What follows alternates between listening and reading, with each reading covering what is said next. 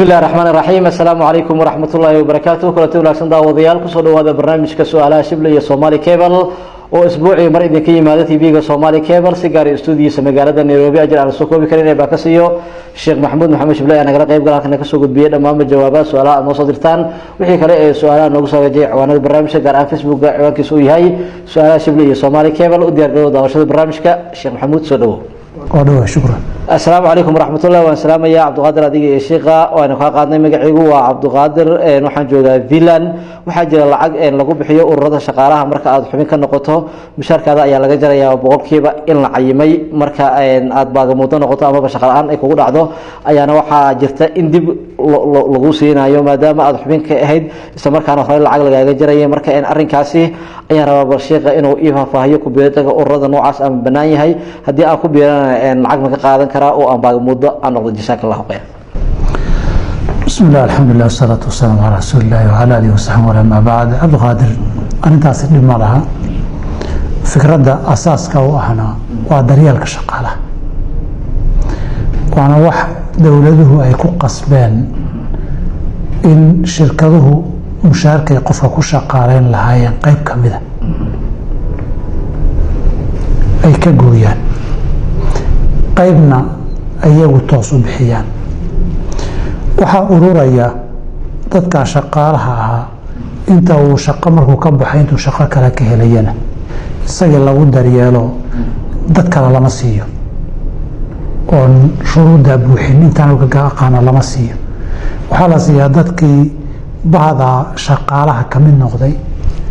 kadibna hay-ad madax bannaan oo diiwaangelintoodii iyo qof walba wixii laga gooyay iyo haysa waa qadiyad loogu talagalay maslaxadda iyo danta shaqaalaha iyo daryeelkooda. hal arrin baa laga yaabaa inuu dhib ka yimaado lacagaha marka la jaro marka qaarkood faa'iido aan sharciga waafaqsanayn baa laga raadiyaa ama bangiyo intii la geeyey interest iyo ribo fushi ha noqoto ama ganacsiyo aan bannaanayn hadba wadamada iyo shuruudahoodii si u kala duwan yihiin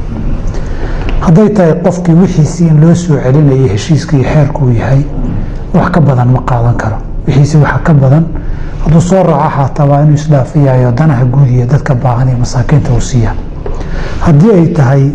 qofkii wax go-an baa loo qorayayoo ku salaysan baahidiisa ma qof keligii ahba ma reer iyo xaas iyo caruurba iyo waxa lamid a haddii ay tahay wixii aan qaybo kale iyo wadamadan dadka la daryeelay qofna inuu jaab marnaada aan la ogolayn iyo dadka ama cayd la siiyo baa qayb ka mid a shaqooyinkaa sanduuq gaaroo loogu talagalay laga siiya inuu qofku markuu baaga muddo noqda ka qaatana dhibaato malaha hadduu run ka sheego laakiin foomamka uu buuxinaysan been ka sheegin baa la doonaya billahi tawfiiq. جزاك الله خير. السلام عليكم والسلام يا شيخ يتديا برنامجك إنه كقادني شيخ وحنا قف شقيستا صارد إعلانك أما هوينك أمرية مكاسي قرآن إعلانك الله يقان مذوبي سدا مركا دم بي قطعي أرنكاسي وحنا مقلي إن مذوبي سدا يدم بتهاي محاكرون العقدة عن كسوق قاتنا صدقة مكبيحين كرا أرنكاسي يا ربنا إيفا فايسان جزاك الله خير. الحمد لله. وقادر وانت عن كور قبدي وعن مربنا وحكوغا أن السؤال هنو يماد إيه مركي السؤال على لغو يمادو كوان قران ما يكوى بدن با تلفون هذا كسوق دعا أما هذا هم بكوه يمانيه مركان ويدي سؤال هنو كلا يسوى مرأي قبلها دومرك حلان كوساري مدو بيسادة محاطو كتشيدان وحالا يابا دادكنا يوسو دك مدو بيسادة مدحا كليه وحي كهالان وعلانك مدوغا كجيرا waxay ka hadlaan cidiyaha waxa la saaro eraygii madoobaysidii timihii buu noqon karaa timaha la saaraya kuwa markii hore madoobaa laakiin lasii madoobeynaya noqon karaan kuwa cadaaday ama ciro yeeshay ama ciro noqday oo madow la saarayana waa noqon karaan marka eraygani cilaanka madoobaysidu wax fara badan baa soo gala wixii aan tima ahayn dhib ma laha haddana caafimaadka waxu dhimaynin walaal wixii aan tima ahayn ama cilaan jir la marinaya ama la marinaya cidiya la marinaya ama meelo kale la marinaya oon tima ahayn dhibaato ma laha timaha la marinayo hadday markii horeba iyagu madoobaayeenna dhibaato ma laha waayo asalka waxaa loo diido oo laba arrimood bay ku celayaan sabab oo dhigaan culimmadu timaha cad marka la diidayo in la madoobeeyo mar waxay yidhahdaan musuq maasuq iyo khiyaana ku jirta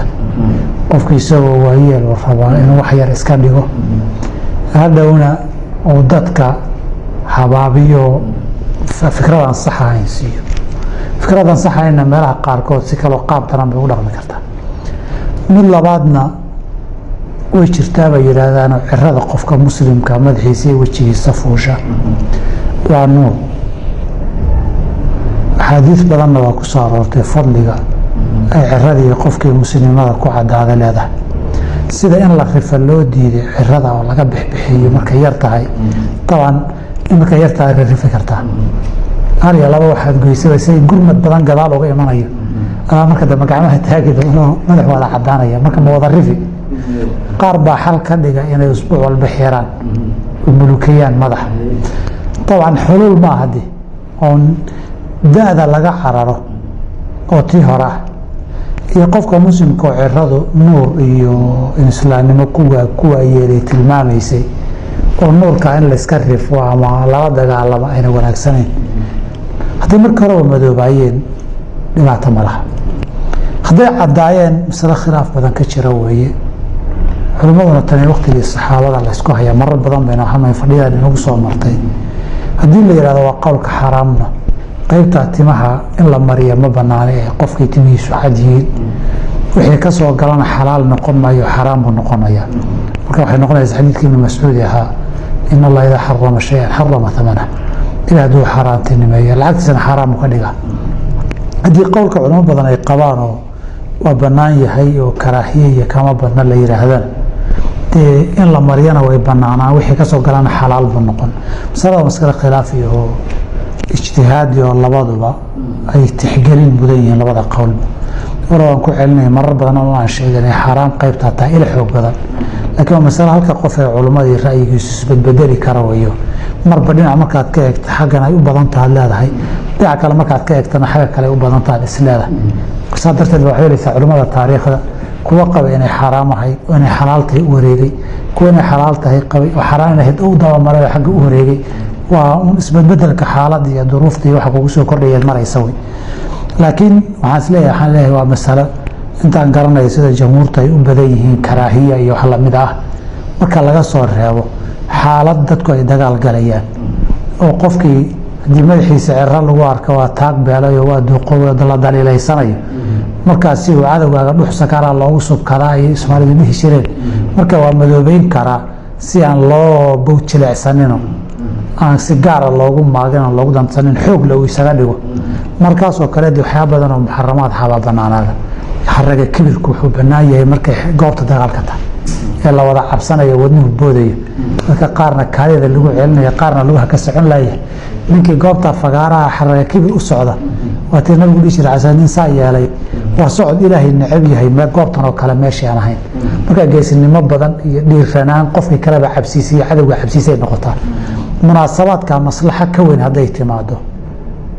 way banaanaan kartaa haddii xaraam la yihahdo haddii xaraamba maa la yihahdo qowlka jamhuurta la qaatay iyo fuqahaad u badan yihiin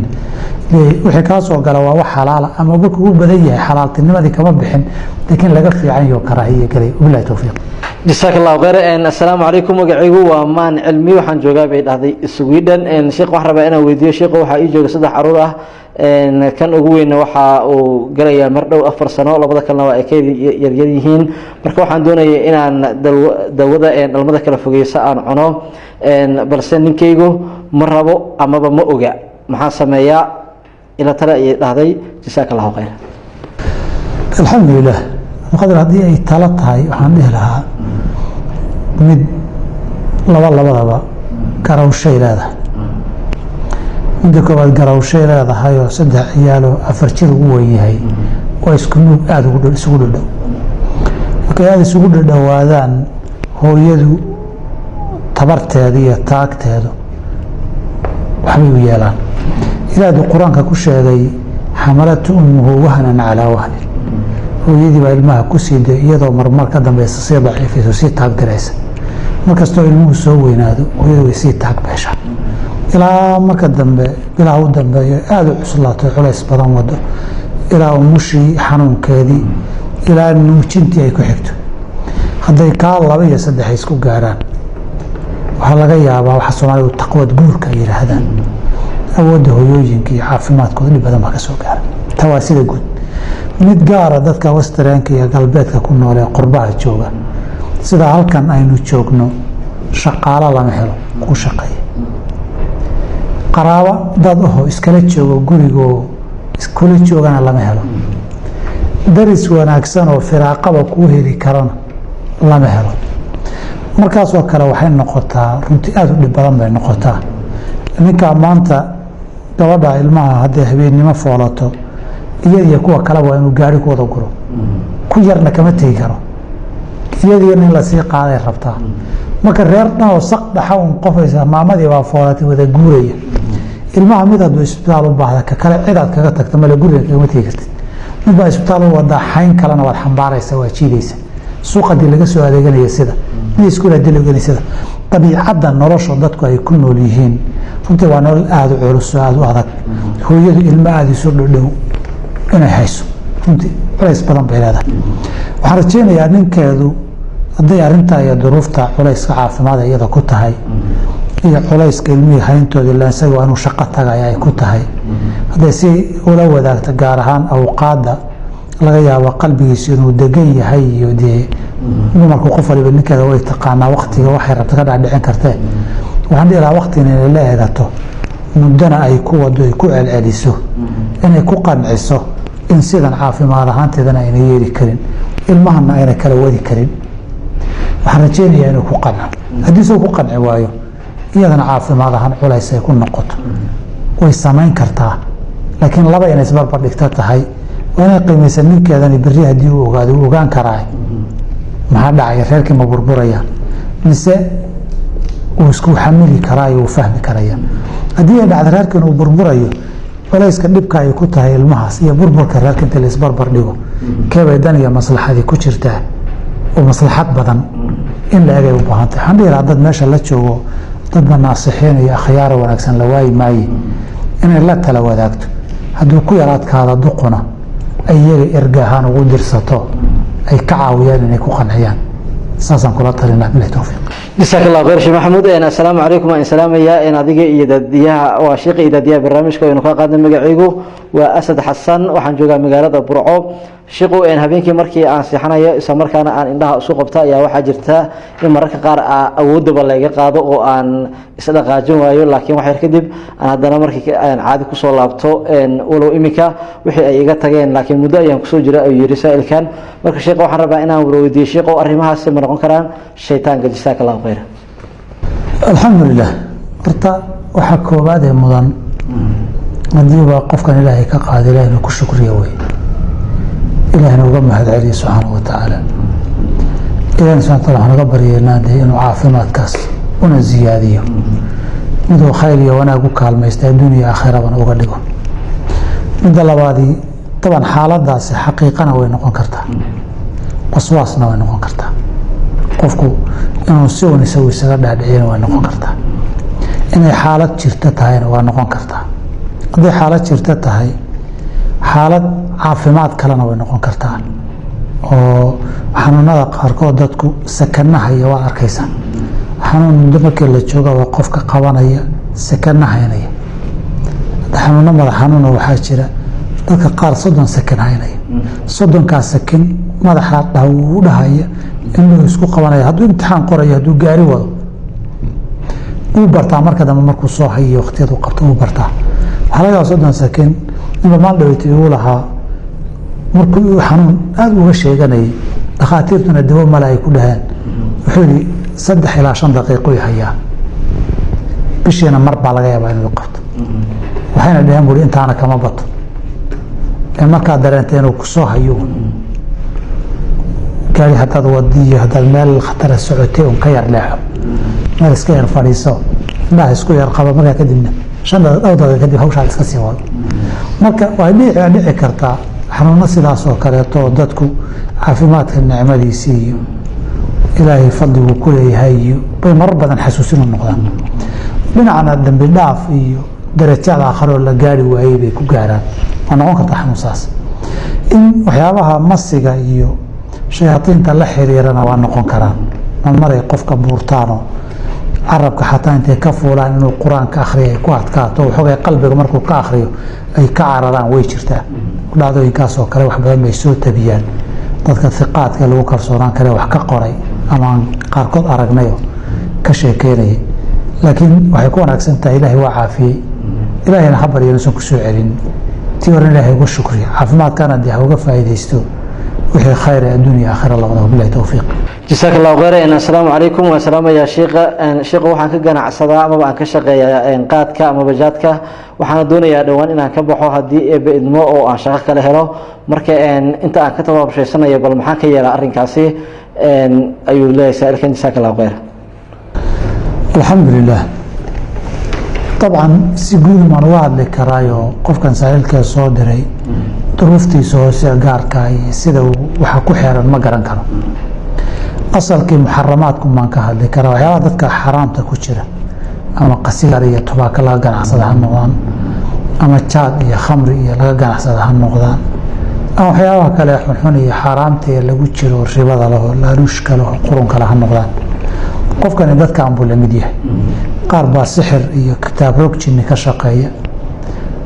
qaar baa ka shaqeeya wax musuq maasuq iyo isdabamarin iyo laaluush xirfadoodu tahay qaar baa muxaramaad fara badan ka shaqaysta qofkani mabda ahaan jaadka qofka ka shaqeeyahay inay muxaramaad ku jiraan inay ka baxaanna laga doonayo inta kale kama duwan marka koowaad marka labaad tabaabushaysigu way fiican tahay qofku inuu waxaan dareemo dembi inuu ku jiro inuu ku hamiyo ku fikira inuu isaga baxo oo wax kaloo xalaala raadsado way fiican tahay laakiin su-aasha xigta imanaysaa waxay tahay ilaa goormo yaase damaanad qaaday intaad ka tabaabushaysa inaad noolaan ama levelka heerka iyo tabaabushaysiga aad rabta inaad gaarto inuu kuu suurageli yaa damaanad qaaday labada midna damaanad qaad malaha in tabaabushaysigii uu kuu suuroobi doono oo wax kale isugu kaa aadi doono war looma hayo qeybka berri iman doona ilaahay baa og in intaa ka tabaabushaysanaysa aada noolaanbana oodan dhimanayninna ilaahay baa garanay haddii aad tiraahdo muddo sii wado waan ka tabaabushaysan ood ku dhimato mawdku waa ka soo hormari karaa cid ajashiisa ogna ma jiro marka waxaan dhihi lahaa qofkaasi sida uu u qiimeynayo u eegayo meel baad madaxa kula jirtaa dee meel kale soomaalida waxay dhahaan bakayle intuu bur ku jiro bur kala daydaydaaye ha ka bixin meel kale adoon ku jirin suu arintaa u qiimeynayo wuxuu qiimeynayaa kala jaban baa kugu soo aadi karta xagga risiqiya ha barbar dhigo inuu dhiman karo isagoo dhexda kaga jira nabigana waxaa ka sugan sal ly slam inuu sheegay qofku wuxuu ku dhinta aakhira lagu soo saaray qofka isagoo xumaan kula jira faraha ku dhintay waa lagu soo saari qofka isagoo wanaag ku jira lagu dhintana waa lagu soo saari qofka isagoo laba go' qabo xaaji oo labay kala dhintay isagoo labay kala la soo saaray aakhiro qofka isagoo jihaad ku dhintay oo dhiig ka qubanaya dhintana isagoo dhiiggii ka qubanaya la soo saari yubcathu lmaru calaa maa maata calayhi waxaad ku dhimataa lagu soo saari saas darteed isbarbardhig kala jabantaa iyo risiq ilaahi waa waasace qof walba waa la qoray inaad ku dhimato lagugu soo saaro labada kii khatar badan baa fiican qofku in isbarbardhigo shaytaanku marba waxbuu kuu qurxinayaayoo habeenkii markaad kacdana wuxuu ku leeyahay waqti badan baa laaban iska erjiya suu salaada kuu dhaafiyo tanna saad xaaraanta ugu sii jirto meel kalood gasho ma haysid buu ku niyahay tabaabushayso waxaa dhabta ihi qofka ilaahay dartii wax xaaraam uga taga ilaahay bedel ka khayr badan oo xalaaloo siiya waa laga yaabaa zaman imtixaan inuu maro ilaahay dartii uga tagi uu sheegay inay ka dhab tahay lagu tijaabinayo sida ninkii laga sheegay sadaqada xoolahay badisaada shubana ka horeeya looga sheegay oo kaleeto marka qofka waxaan dhihi lahaa tabaabushaysigu waa fiican yahay iyo meel kala dayashadeedu laakiin macnaheedu maaha xaaraamta inaad xaaraamteeda kusii jirto ilaahay u toobadkeen ilaahayna bari ilahi subxana watacaala bedel khayr qaba inuu ku siiya haddii caawo ilaahay dartii aad uga tagto in sha allahu tacaala ilaahay kuma hoojinaya ilaahaygi dartii aad uga tagtay adduunkii aakhirana iskale arsaaqdana gacanta ku haya intaad dartii xaaraan uga tagto xalaasha kaa qadin maayo insha allahu tacaala adigu daacadeedi kaa tahay adiguna imtixaanka yarna aad u adkaysataa lagaa doonaya جزاك الله خير شيخ محمود. السلام عليكم ورحمة الله وبركاته. والسلام يا أديك يا شيخ وينفع قادنا سلام كدب وحان غيبيا جورنال هذا الأخرستو وصحب عن مجال كنا مربا وحا عن كواركا صور لحريرة قمرة يوحلا مده هو لو سوق إنه عافمات هو نكسين لكن حيسين أهان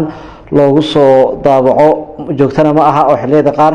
أي لو سو ضابعا marka miyay ii banaan tahay inaan ka shaqeyso arrinkaasi waana xiliyada qaar ayuu yiri qofka saa'ilka ah oo lagu arko xayisiinta qamrada iyo wixii la mid ah jazaak Allah khayr. alxamdulilah haddii joornaaladu asalaha iyo inta badan waxa lagu yaqaanay ku qoran wax nadiif xalaal iyo wax warar iyo wax banaan ay tahay waa laga shaqeyn karaa haddii dhacdo mararka qaarkood adoon ogeyn inay ku dhuumato dhib ma laha haddii dhacdo mararka qaarkood inaad aragtana waxaa qofka ku wanaagsan oo qadar xoolaha ka soo galaya kamida inuu siiyo masaakiin iyo wixii percentage kaga aadi lahaa ama boqolkiiba kaga soo aadi lahaa oo isdhaafiyo oo ayna wax xaraan ka soo galin asalku laakiin shaqadu hadii ay sidaas tahay asalaan shaqadu way banaanta wixii marmar soo galay uu garanayo iska leexin karana iska leexin wixii uu ka leexin waayo ka dhax qaban waayana qadar xoolaha kamid ah isdhaafiyo aan kaga aadanaan karta wixii mushaari iyo dhaqaale ka soo galay wallahi tawfiiq. jazaak Allah khayr. Assalaamu calaykum magacaygu waa Xuseen Cabdi waxaan joogaa gobolka Shabeellada Hoose gaar ahaan Buulamareer. sheekh waxaan jeclaan lahaa inaan weydiiyo haddii ay kulmaan salaada ciidda iyo jimcaha ma la wada tukan karaa mise midkood waa laga tagi karaa jazaak Allah khayr. alxamdulilah hadday jumcada iyo ciiddu sidii hadda dhacday ama marar badan dhacday isu yimaadaan jumcadu waa waajib waa la tukanayaa ciiddu ma waajibba culimadu waxay u badan yihiin ay sunno tahay laakiin mar walba muslimiintu inay tukadaan baa laga doonayaa oo farxadda ciid iyo astaanta weyn ay muujiyaan haddii waajib wayaa la yidhahdana labada waajib bay ahaanayaan haddii midkood sunno noqonayana ciiddaa sunno noqonaysa jumcadu noqon mayso markii jumcadii ay noqoto waajib qofkii meel fog xaafada fog ka yimid ama markaa hawl iyo xaaladii haysatee ciiddii tegay baa ruqso heli kara inuu maqnaado laakiin jumcadii waa in la ogo jamaacadii ku filaydna ay timaado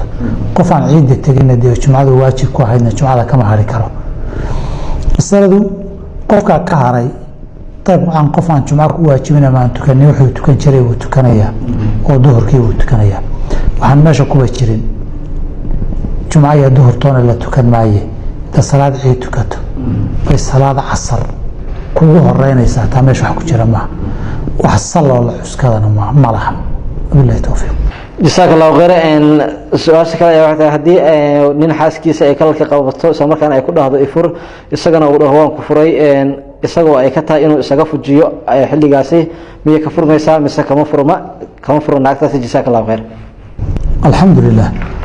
abu qaadir waa xaalad si guud maan uga hadlaya xaalad gaara hadday timaado gaar in loo qiimeeyay u baahan laakiin sida guudi laba xaaladood baa la kala saari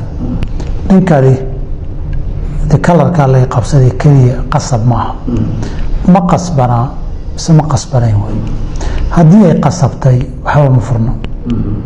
haddii aynan qasbinna way furmaysaa waxaa qasab noqon kara qofku inay isaga dhib gaadhsiin karto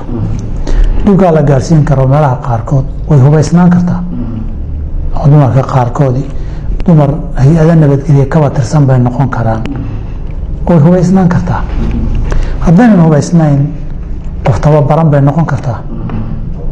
oo wax badan dhib u geysan karta haddii sabaaxadda laysu dhigo waxay noqon kartaa qof waxaan hubka ahaynoo mindi iyo wax lamida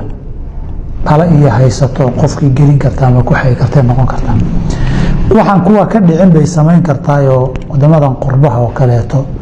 number boolis oo la garaaco ninkii la masabidi karaa jira uy dilay iyo uy kufsaday iyo inuu kufsiga waxaan u naqaaniyo galbeedku kufsiga waxay u yaqaanaan isku mid maaha ninka xaaskii si aan raalli ahayn hadduu xoogay ku yar cadaadiyo kufsi baa la yidhahdaa islaanta kufsiga xaaskiisa kursi ku dacweyn inagu taanbaqayda keliya maaha sheekana waa laga samayn karaa wax horoo dhex marayna waa la ribood garayn karaa runtii dhib badan baa ka soo gaarayo xabsi iyo dabagal iyo kaba daran bur laguu dhuftay iyo dhala laguu jeexay kaba dhib badan baa ka soo gaaraya haddii ay tahay haddaba waxa uu jiro uu ka baqayo ka dambeeya ama iyada ku samayn karto ama ay cid kale ula tiigan karto oo dhib ka soo gaaraya uu jiro waxba kuma furmo baabul ikraah bay gelaysa hadday inta waxba ahayn intuu gacanta iska qaato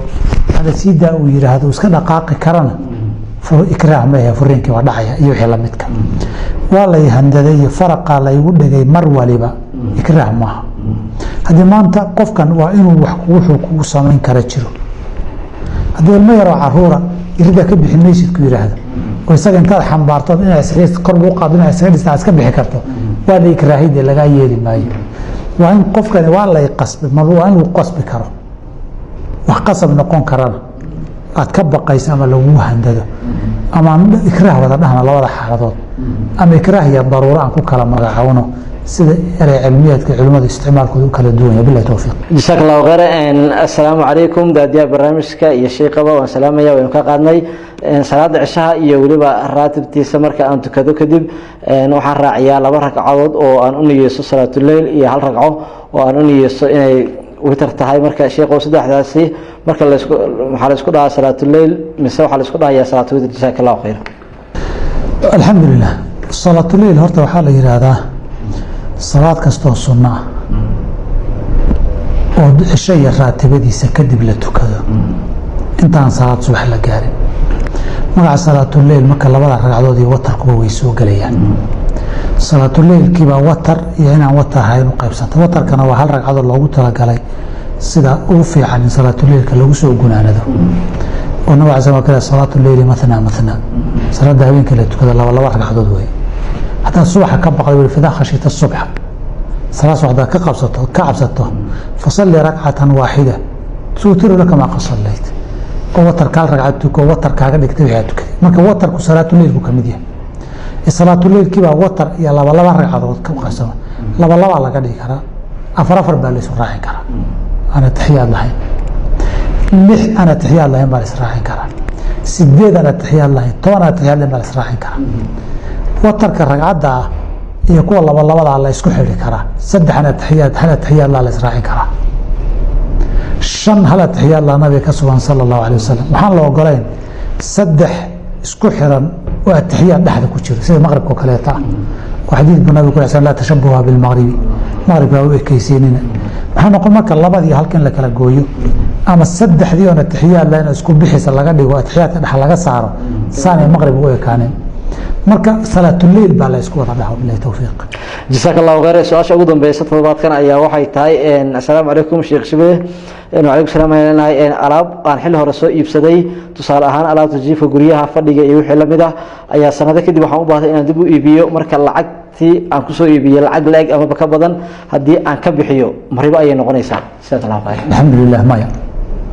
badeecada mar hadaad milkido dib hadaad u sii gadayso ama muddo dheer isticmaal ama muddo kooban hay hada maalinka suuqeeda ku xiranta alaabta marna waxaad gadan kartaa xilli suuq